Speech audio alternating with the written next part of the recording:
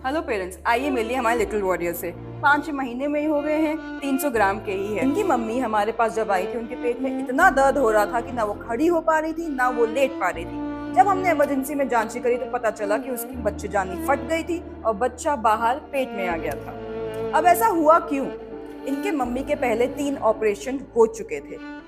अफसोस की बात यह है कि तीनों लड़कियां थी। तीसरे ऑपरेशन के बाद डॉक्टर ने नसबंदी की एडवाइस दी थी, लेकिन उन्होंने नहीं सुना।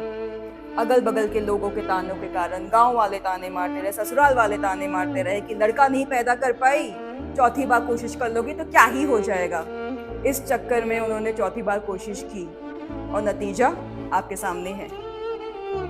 माँ का इमरजेंसी में ऑपरेशन करना पड़ा, उनको 4 बॉटल खून लगी और बच्चेदानी का ऑपरेशन हो गया। माँ और बच्चा दोनों ही सीरियस हो गया। तो मैं आपसे ये सवाल पूछना चाहती हूँ, क्या एक औरत की जिंदगी का सबसे बड़ा लक्ष्य यही है कि लड़का पैदा करना?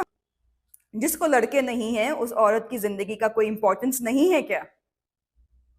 किसी ने सोचा है अगर इस माँ को कुछ हो जाता तो घर पे जो 3 बच्ची उनका ख्याल कौन रखता?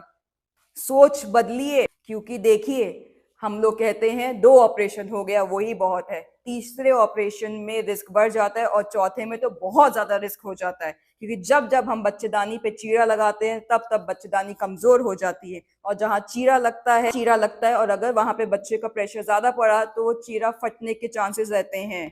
तो प्लीज मेरी आपसे विनती, अपनी सोच बदलिए, लड़के और लड़कियों में अंतर मत करिए।